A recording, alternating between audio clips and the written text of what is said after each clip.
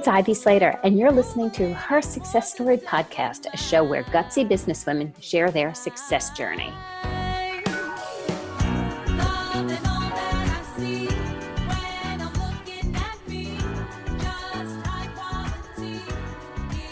Hi, this is Ivy Slater. Welcome to today's episode of Her Success Story.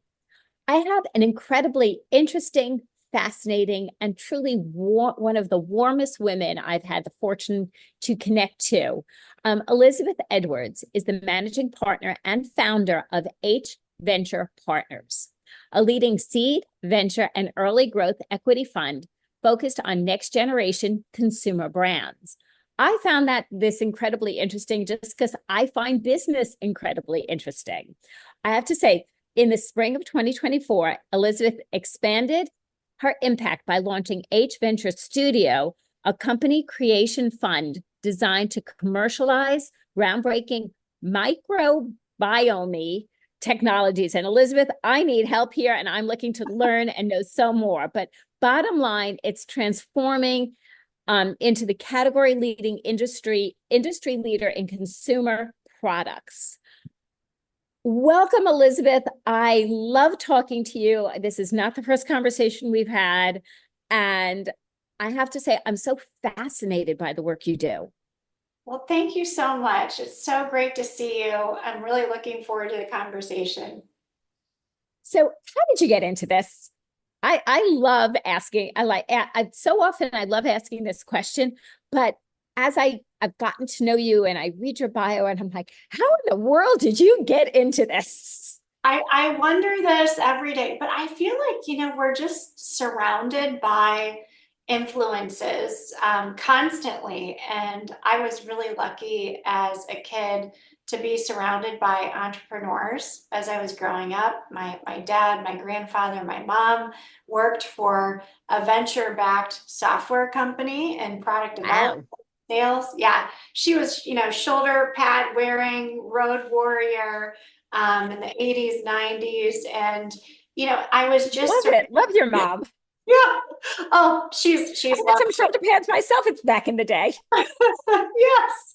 And pantyhose. Remember that? It was great. Oh boy, do I remember pantyhose in the summer in New York City. Let's not even, Oh, that's an episode for a whole nother day. I think maybe the best accomplishment so far for womankind, besides getting the right to vote, was just deciding not to wear pantyhose anymore.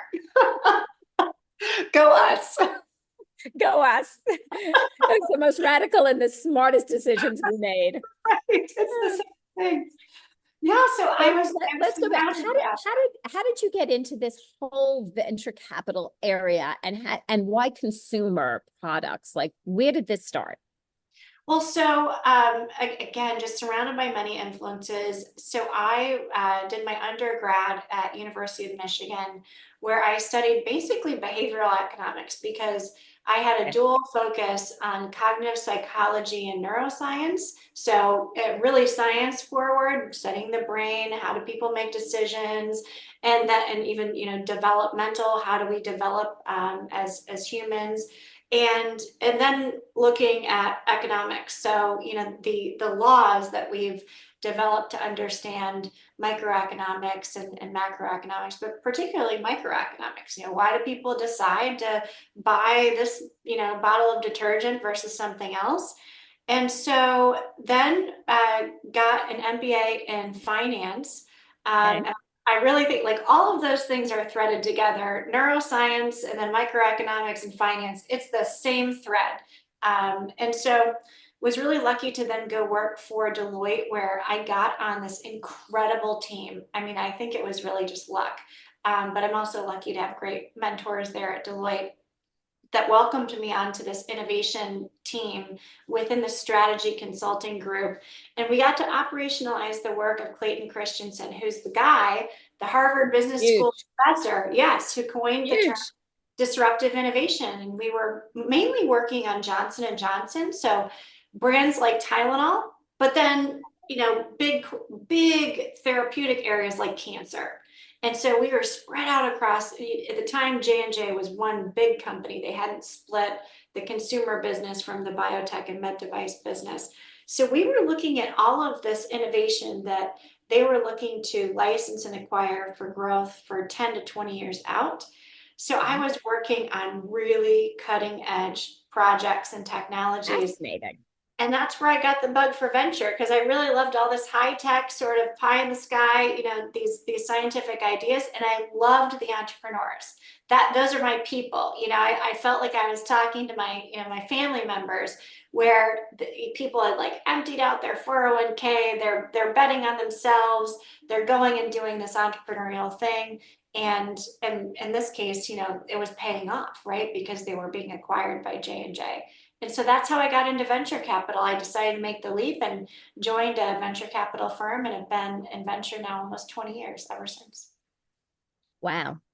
So venture is an interesting space, and it kind of sits with so much of, in the layman's world, it's with like, oh, venture capital, private equity, family office. It's like one bucket. So Yes. can you share, let's break things down for a moment of understanding what you do and what area you're in to truly understand? Because I think as people listen, it's such an opportunity to learn and dissect a little bit, as opposed to just lumping it all into, okay, like you said, detergent, like, okay, everything's in the detergent aisle. And all of a sudden it's like, but this isn't a detergent, it's in the detergent aisle. Yes. Well, so there's I think this is such a great question. The difference between venture capital and private equity is pretty simple. Venture capital investors back companies that are not yet profitable. Private equity investors are typically looking to back companies that are profitable and can probably get a Such a bank. beautiful, easy distinction. And I love that you put that out there. Thank you. Yeah. And so certainly I've worked with lots of private equity firms over the years as our companies graduate from, starting out not profitable. They have big ideas, big ambitions, big dreams, and they're coming to us with a couple founders who have an idea, right? So that's the stage that I am typically the first investor in a company. So they have no revenue, not much going on, but a lot of ideas. Certainly have worked with lots of wonderful, wonderful private equity firms. Like L. Catterton is one that came into Peloton several rounds after we had invested. This was at my previous firm, where, again, we were pre-revenue investors. They had a great founding team, an idea, they had a prototype, but that was it, no revenue. They grew very quickly to the point that, then they were taking on big investment from much, much larger firms that have billions under management, as opposed to firms like mine, where we have 50 million, 100 million under management. And it's very focused on these small companies. So your firm today, can share with us a little bit about that uber focus and Yeah. why that works for you. Yeah, I think there are so many successful ways to go about being a venture capital investor. And I love being with my peers and talking about their strategies, because you'll find firms that invest in 100 or 500 companies with one fund. And so they're not talking to each CEO every week or every month or even every quarter, sometimes not even every year. And we Wow. call that sort of the spray and pray. It's sort of try and spot a pattern or a signal and just invest the money and see how it goes. And a lot of times it's invest and kind of forget about it, set it and forget it. Then there are others like me that are far more hands-on and operational, where we take a long time to decide what we're going to invest in. We make an investment, and then we are really involved in the company and the strategy. And I have the really great fortune to be surrounded by 150 retired executives of consumer, retail, and biotech companies that have, ascended to the highest levels, the board, the C-level, the, senior management team, and they are the investors in our funds.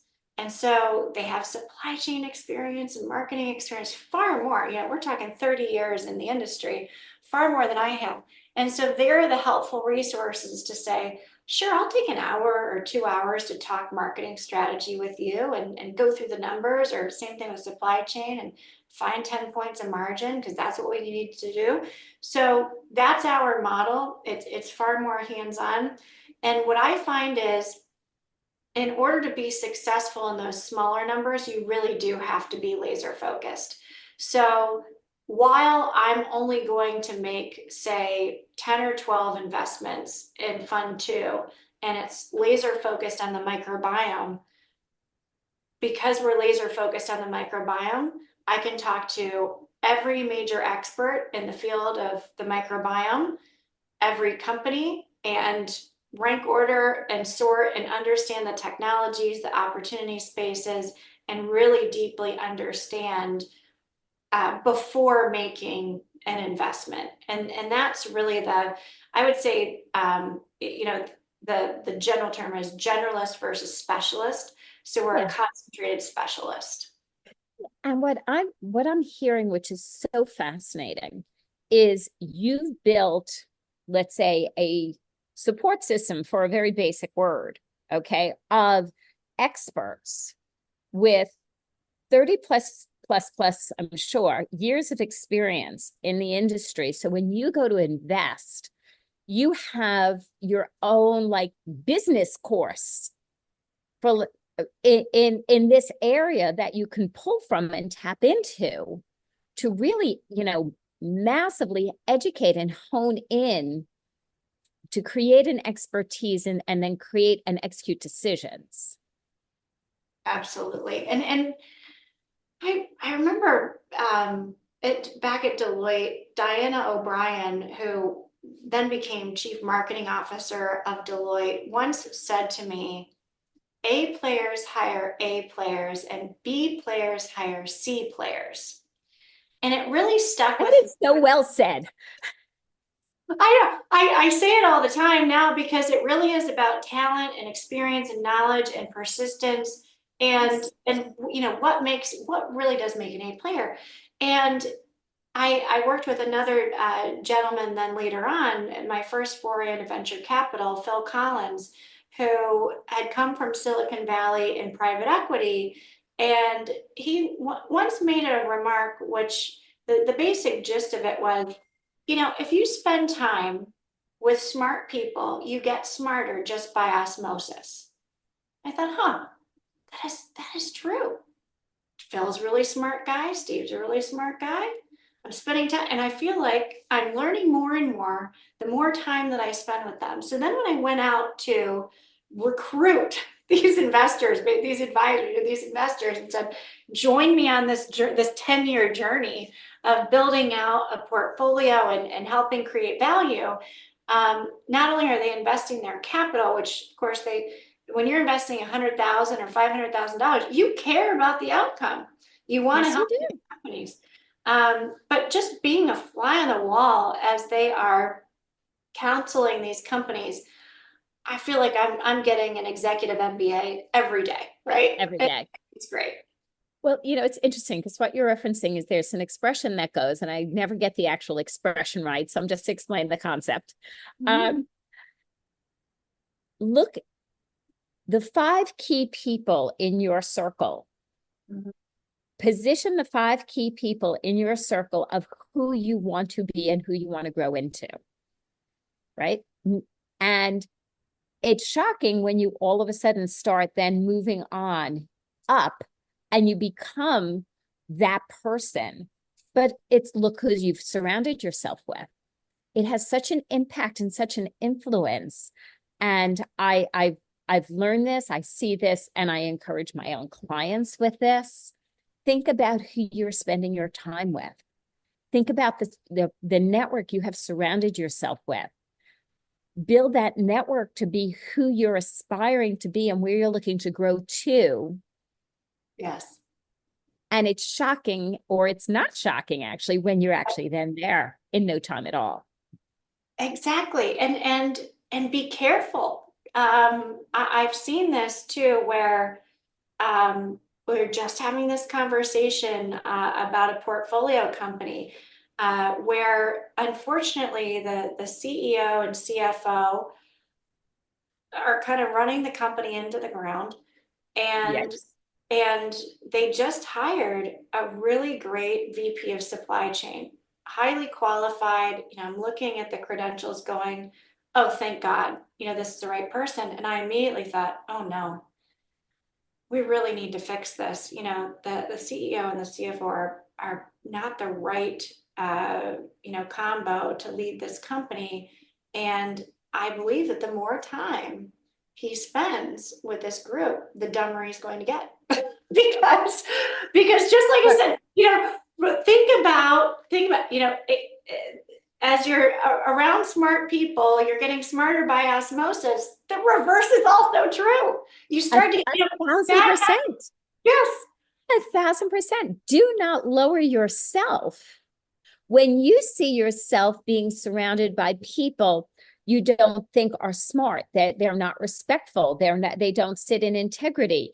I could go on and on with adjectives here, but then say, who is this circle? This is not my people. I need to extradite myself and Yes. surround myself with people I'm aspiring to be. And Yes. sometimes it's the hardest decisions we make.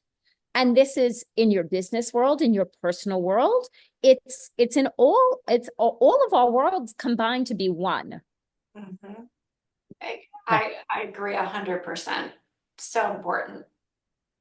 So I have to ask, what has surprised you in this journey? Because Oh, you set yourself up, you have put yourself out, you have stepped into massive risks, 100%.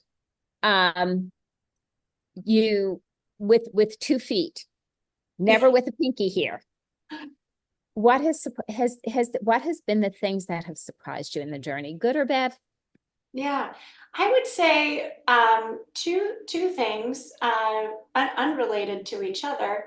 The first, and I always put this out there because I think it's important for entrepreneurs, particularly now, to be honest with themselves and each other as to just how hard it is the first few years starting out, in those unprofitable times. And a lot of times people don't think that venture capital investors are entrepreneurs. And in fact, the vast majority of them are not.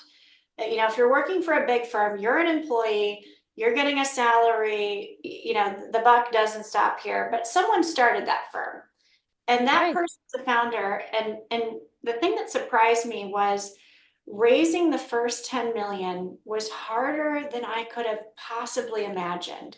And if I had known how difficult it would be personally, just the the strain and exhaustion, the emotional beating that, pitching 100 times and getting 99 no's, the rejection you encounter in raising capital, or just in, many small business owners, it's not necessarily raising capital, it's, getting that bank loan or getting the right lease terms or whatever it might be. But then it's the grind of the first few years to really get it to be profitable and to support you and your family. And so that was surprising. And I think venture capital tends to be this space where you have big talkers. I was just out in Sonoma with a bunch of first time fund managers, and it just filled me with gratitude because it took me back to just how hard it was to get started. And we had this really real conversation. This was a program, Recast Capital, which I recommend to any fund manager who's starting out in venture. Absolutely incredible group, and it's really meant to support emerging managers. And one of the rules that we set for the retreat was be real. And I gave this story of just, everyone in the valley, you talk to them, you're like, oh, how are things going? Like, oh, it's great. My fund's oversubscribed. Like, I mean, I can't even, like, make room for people. And it took me like 2 minutes, and everything's wonderful. And startups do the same thing. Everything's rosy. Meanwhile, they're cutting, their entire staff. They're really struggling, and they're just not being authentic about how difficult it is. And I don't think that's good for anyone's mental health, by the way, because the person on the receiving end of you telling them how wonderful it is probably not feeling very great, because they're going through exactly the same struggle. So much better to commiserate and say, like, well, it's been tough. I'm having a tough time with work-life balance. I haven't seen my family in a week, and my husband's really having a difficult time watching two kids while I'm out here, fundraising. So, yes, the first few years I being difficult. I have to say, I think what you're saying, um, I agree with you 1,000%.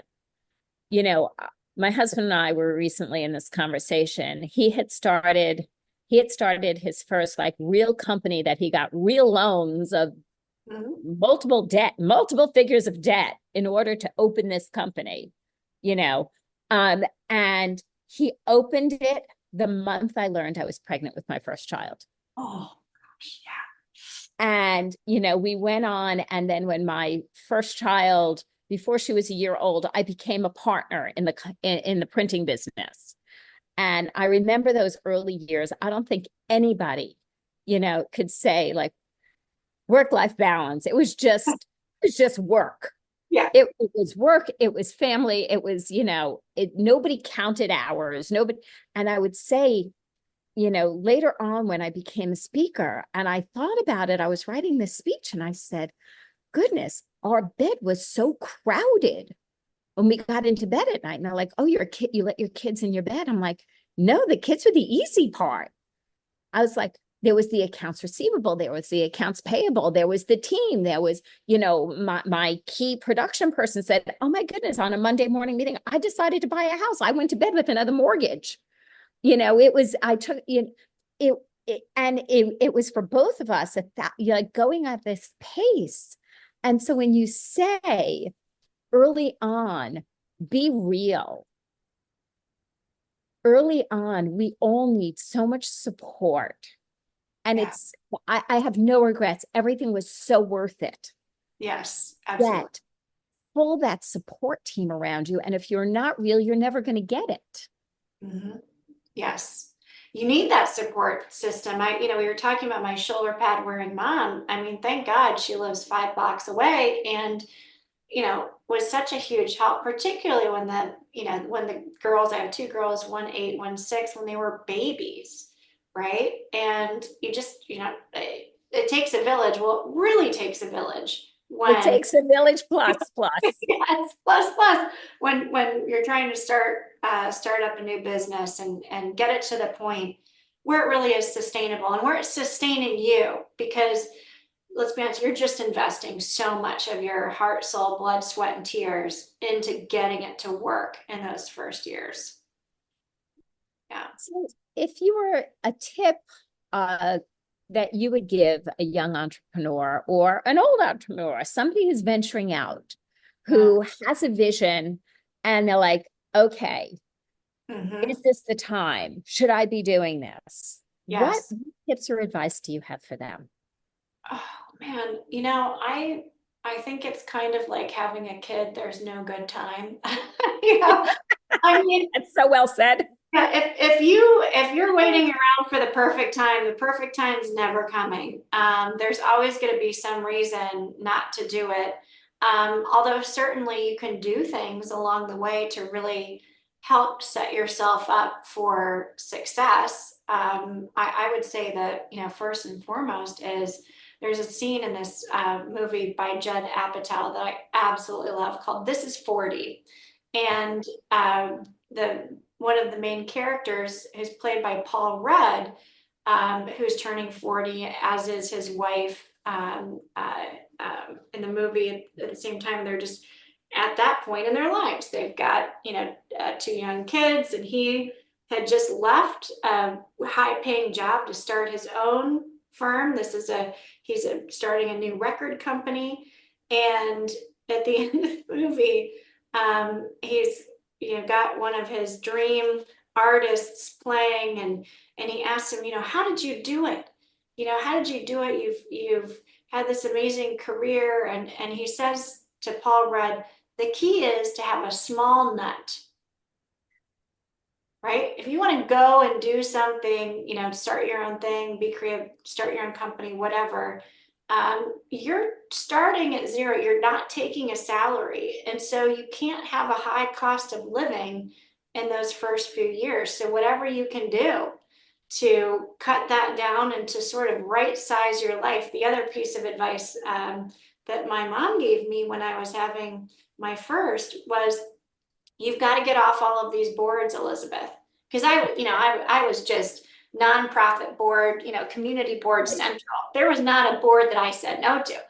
I was like, sure, I'll help you raise money. Sure, I'll help you, put this event together. Sure. And she said, you're not going to be able to work all day and then go to a board meeting at 7 p.m. So you need to cut all that out and just focus on the essentials for the first couple of years. And I did. I quit every single board, and because that was the only time I had left to be a mom. It's picking and choosing. And I love that. It's picking and choosing based on priorities. And it's not that we don't want to show up and we don't want to do good and we don't want to be giving. I know, complete transparency. I love your mom, by the way. It is, I was very involved in an organization that I still love, near and dear to my heart. But this last year, there was different things going on in my life, and I had to make decisions of, I can't be as visible. I could support in a different way, and I'll come back and support again. Yes. But at this point in time, my part of the sandwich generation here, and I had to just make choices. And it's based, and our choices are the choices for now, not for always. And I think that's one of the key things for all of us to be aware of. Exactly. We have to make decisions of what's best for us based on the picture we're seeing today. And as that picture shifts, we can make different choices. Absolutely. I love that. Yeah. And the sandwich generation, oh my gosh. You're right. I saw my mom go through that, and so many friends who are just a little bit older, and yeah, it's just as much work. Yes. Elizabeth Edwards, I cannot thank you enough for joining me here today on Her Success Story. Your warmth, your brilliance, your insight, and your sharing from your heart is so beautiful and so well received. Thank you so much. This is so wonderful. Wonderful to be with you. Listeners, this is what I always say at this point in our show. Take a moment and take a breath. Think about, what are you taking away from listening to the conversation with Elizabeth today? Write it down somewhere. I don't care if it's in your phone, on a sticky note, or in a journal. Write it down and think about what decision you're going to take forward for yourself, your business, your life. And that's true value. If this was a great show for you, please pass it forward and share it with your networks. Let us continue to be a ripple effect of great information. Elizabeth, thanks again. And listeners, we will see you next time.